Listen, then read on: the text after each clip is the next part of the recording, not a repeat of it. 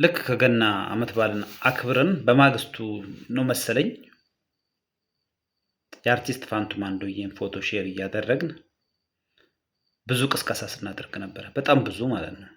ብዙዎቻችን ለሱ መኪና እንዲገዛለት የሆነ እንቅስቃሴ ተፈጥሮ የሆነ ህይወት መኖር እንዲጀምር በተለያዩ መድረኮች ላይ ተጋብዞ እንግዲህ የተረሳ ስሙ ከእንደገና እንዲታደስ ጥረት ለማድረግ የበኩላችንን ጥረት እያደረግን ነበረ። እንደዛው በጣም ብዙ ሰዎች ተቃዋሚ መጣ። ሶሻል ሚዲያ ላይ ሰበሩን። ከዛም በኋላ ከዛ ነገር ወጣን። ከቆይታ በኋላ ደግሞ ዘማሪ ገብረ ዮሐንስ መጣ።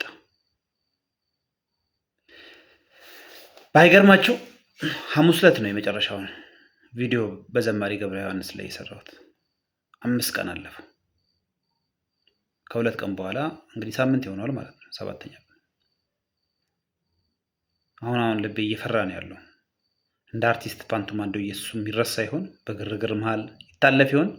አቴንሽናችንን ቀይረን ሌላ ነገር ማድረግ እንጀምር ይሆን? እኔ እውነቴን ነው ሰውን አጓግቶ መተው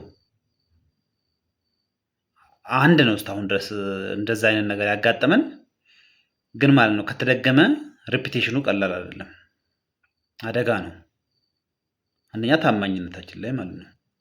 ሁለተኛ ደግሞ ሰዎች ስማቸው ከተነሳ በኋላ ፎቶአቸው ሼር ከተደረገ በኋላ ሰዎች የሆነ ነገር ያሳድራሉ፣ ቶሎ ያስተሳስራሉ። እንዴ ለኬሌም ተደርጎለታል እኔም እኮ ስሜ ተጠራ ይላል ሰው። ፎቶ ሼር እየተደረገ ነው ይላል። ብዙ ነገር ይንቀሳቀሳል፣ ተስፋ ያደርጋል፣ እንቅልፍ ያጣል። ተስፋ እኮ ነው። አሁን አርቲስት ፋንቱ ማንዶዬ ምን ላይ እንዳለ በዚህ ሰዓት ምን እየተሰማው እንዳለ አይዶን ነው አላውቅም። ግን የሆነ ነገር እንዲሁ ዝም ብሎ ይወረኛል። በጣም ብዙ ተደጋጋሚ ቪዲዮ ሰርቻለሁ በሱ ላይ ማለት ነው። ድንገት ነገ ፊቴ ቢመጣ ምን እለዋለሁ? በቃ አንተን ሞክረን ነበር አልሆነም ነው የምለው። ምንድን ነው የምለው? ይሄ ዕጣ ፈንታ ደግሞ ማለት ነው ለዘማሪ ገብረ ዮሐንስ ይሆን? ምክንያቱም አሁን ሌላ ምህዋር ላይ እኮ ነው ያለ ነው። ወደ ሌላ አንግል ነው እየዞርን ያለ ነው ማለት በመጀመሪያ የምንሄድበት መስመር ላይ አይደለም ያለ ነው። ሌላ ነገር ተቀይሯል። አሁን ቶሎ ወደ ትራካችን ካልተመለስን ጥሩ አይደለም። ከዛ በኋላ እነ ፍልፍሉ መጡ። ከአርቲስት ፋንቱ ማንዶዬ በኋላ በጣም ብዙ ስራዎች እየተሰሩ ነው ያሉት። ጥረቶች አሉ። የተለያዩ ቲክቶከሮች መጡ አየን። አርቲስት ፋንቱ ማንዶዬ እንግዲህ ስሙ ሲነሳ ልክ እንደ አርቲስት ሱራፌል ተካ፣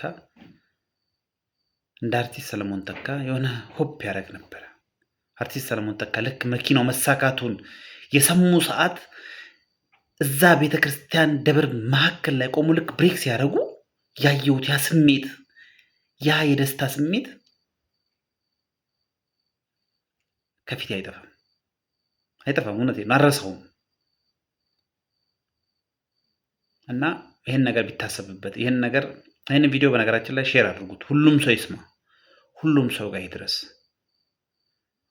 ከትራካችን እየወጣን ያለ መስሎ ስለተሰማኝ ነው እና ወደ ትራካችን ብንመለስ ጥሩ ነው ብዬ አስባለሁ። የዘማሪ ገብረ ዮሐንስ የተጀመረው እንቅስቃሴ ዛሬ ነገ ሳይባል ቶሎ መስመር መያዝ አለበት። ካምፓኒዎችም አንደኛ በጎ ነገር ነው የምታደርጉት፣ ሁለተኛ ቻሌንጁን ተቀበሉ፣ ወይ ደግሞ ሌላ ኢዚ መንገድ ይፈለግ። እንመካከርበት ከተባለም እኔ እውነቴን ነው አንዳንዴ እንደው እንዴት አድርገን መነጋገር እንደምንችል አይዶን ነው አላውቅም። ሰው ፈልጎ ሲጠራ ነው በነገራችን ላይ በዚህ አይነት ነገር ላይ ማውራት የምችለው ማለት ነው። ትራክ እየተለቀቀ ነው ያለው ለማለት ነው። 444 ፋሚሊ ፕሊስ የሆነ ነገር እናድርግ ለማለት ነው። ለማንኛውም ስላዳመጣችሁኝ አመሰግናለሁ። ኮፒ ሊንክ ሼር በማድረግ ይህንን ቪዲዮ ለሁሉም ሰው እንዲደርስ አብሶ 444 ፋሚሊዎች ይህንን ነገር አስቡበት ለማለት ነው። ስላዳመጣችሁኝ አመሰግናለሁ።